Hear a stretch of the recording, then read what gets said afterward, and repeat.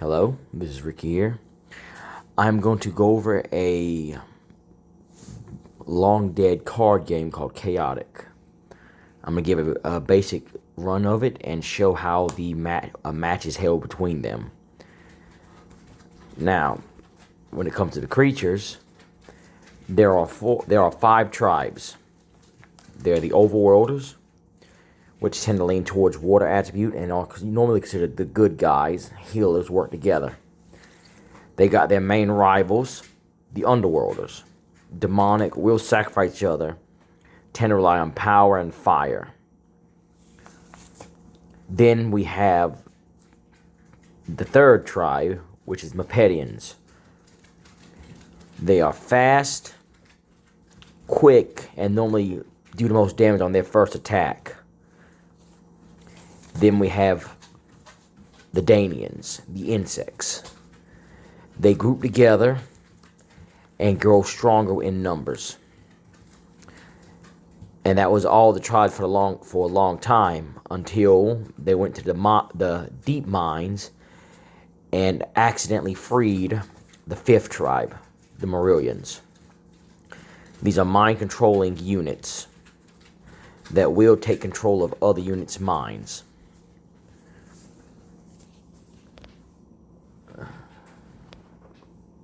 Okay, this will work.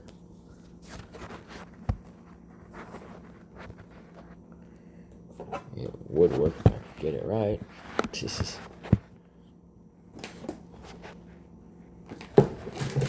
Here we go. This is ghetto, could be, go figure. Nothing new for me. So, for starters, we're going to go with a simple Overworlder versus Underworlder. We'll go with simple units. No effects. The effects tend to be pretty straightforward, so we'll worry about them another time when we attempt to explain them. Some of these cards have not been, to be honest, because I never had nobody to play with, most of these cards have actually never been played properly once I put them in their sleeves. Because you had their codes that are right here that you were able to enter them and play them online, which is where I played most of mine at. So, for starters, you have 5 total attributes from them. You have the courage, power, wisdom, speed, and then health. The unique thing about Chaotic is these can vary from individual creatures. And I will get 2 of them to show as case in point. This one here is Rage Trod. He has, as you see, this one here, one unit has 60 energy, another has 50. Courage, 45, 50.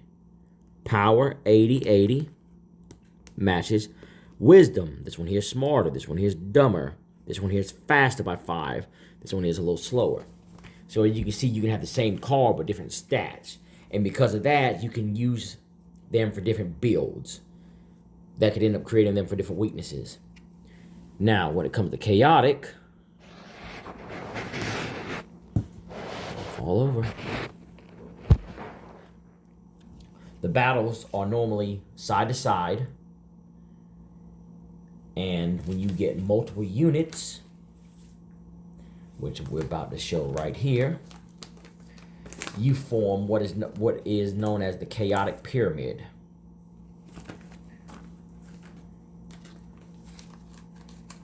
And how it goes is very simple as such. And the matches go from 1v1, 3v3, 5v5, and truthfully, there is no limit to how big the map can be. Just keep in mind that it's going to be that ratio of creatures and movements. Now, mind you, we will have certain features on these creatures as I'm about to show you. This one here is a certain text on them. This is Lord Von Bluch, one of my few ultra rares I actually have. He has Lord Von Bluch may not enter mixed army. Now, that means he only fights with Underworlders. Now later on, they changed the text to loyal, which means the same thing. And he has the other text called unique, which means you can only play one copy of him in your group. Otherwise, you can play up to 2 of any singular creature. Now, if a creature doesn't have that there, Lord Vloot may not enter mixed armies, or let me see if I got one that's got loyalty in him only. Like I said, they got, here we go. One of my Danians. If they do not have loyal in their text, that means you can end up having a mixed army, which can work. It's just you got to be careful about it.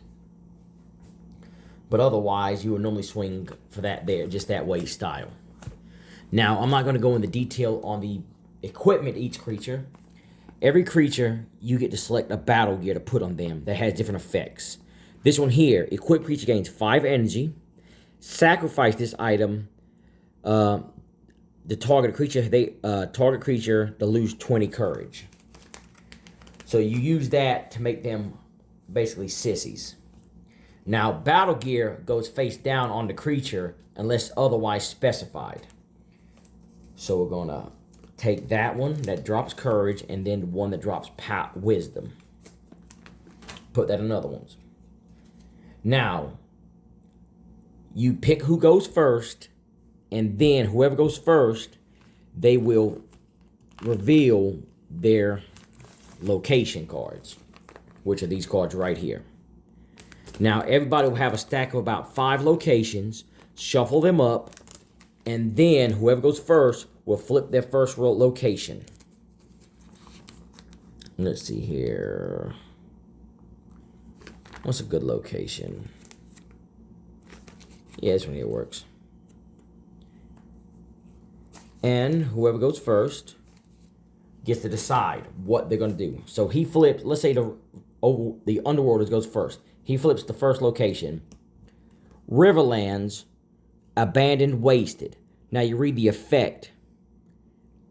The initiative, which means whoever gets to swing first, is whoever has the fewest elements. And the other effect is when Riverlands becomes the active location, each player shuffles their attack hand into their attack deck and draws 2 attack cards. So that's fine. So I activate this one here.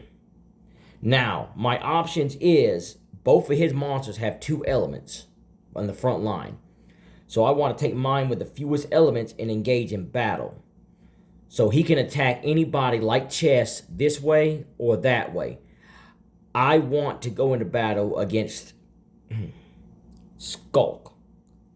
Makon attacks Skulk. Since I have fewer elements, I'm allowed to do the first attack. And I'm just going to shift the battle gears under them. When the battle engages, you flip the battle gear. So now both of them gain 5 energy because of their respective battle gear. So his health is now 55, his health is now 50. Now, this is where it really does get interesting. The card decks consist of 40 cards. You have a 40-point system. As you see in the top left corner, 2, 2, 2. So of your 40 cards, you need to have a total count of 40 or less. Now, mind you, if you have 40 cards with 1 attack each, that means you will have an exact 40 count. But if you want to use an attack like, say, Sleep Sting, you need to have level 0, a couple level 0s in there. So now the total count won't go over 40. You shuffle your attack deck together. I'm just going to grab a couple of them out of here. And the attack cards have the same feature. If it says unique, that means you can only have 1 copy. Otherwise, you can have multiple copies. Now, your attack deck, you shuffle up and you draw 2 cards. When you go to initiate the attack, whoever you get to attack first. So I'm drawing my third card. You have to play an attack in this battle. Even if the attack does no damage, you have to. So right now I have the attack called Riptide, which does base damage of 5. And if I have water attribute, I do 5 more damage. And if I have water, opposing engaged creature loses 25 courage. So it's actually a very good level 1 card that lowers courage. So if you're fighting if you're fighting a player that requires high courage for their attacks, you can make their attacks worthless. But our creature doesn't have water attribute, so he'll only do 5 damage. So we're going to look at the other attack. This one here is Sleep Sting, 10. And it says Challenge Wisdom, 15, deal 10 damage. What challenge means is you challenge their creature.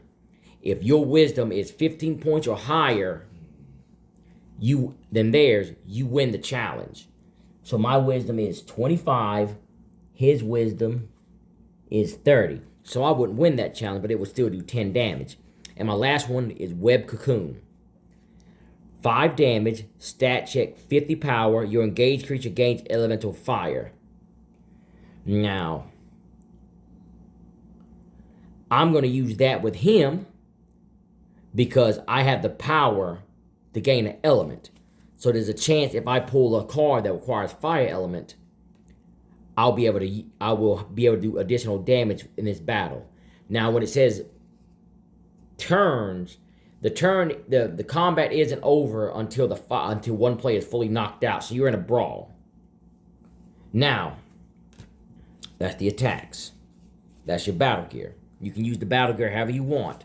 I can use that to drop his wisdom 20, which I could have actually done that, and I would have won the Sleep Sting challenge, which I could have done that. That's my mistake. My mistake.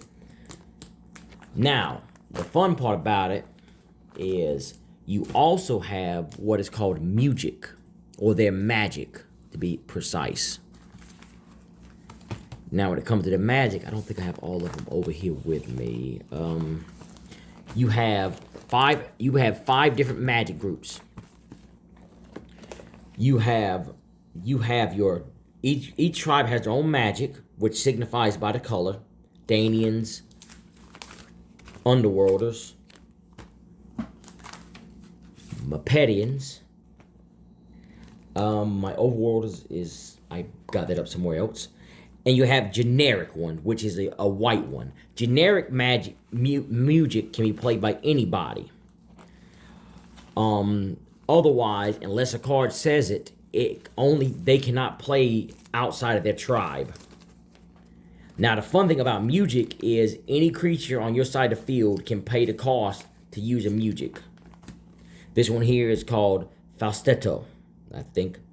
It's an underworld music. It takes 1 cost. Now, as you can see, he has 1 music counter. He only has 1 for the entire game you're playing against somebody. So if I use it now, he will not get it back unless I have a card to play it. And as you can see with him, he doesn't even have a music counter. So some cards will have musics, like 1. Some will have more than 1, such as this one here. He has 2. Not the best of health, but he has 2 music counters, which gives him the ability to play multiple musics or a higher cost music. Now, mind you, you can only have as many music as you have creatures. So if you have 3 creatures, you have 3 musics. If it's a 1v1, you only have 1 music each. So be wise on your pick. And that is chaotic.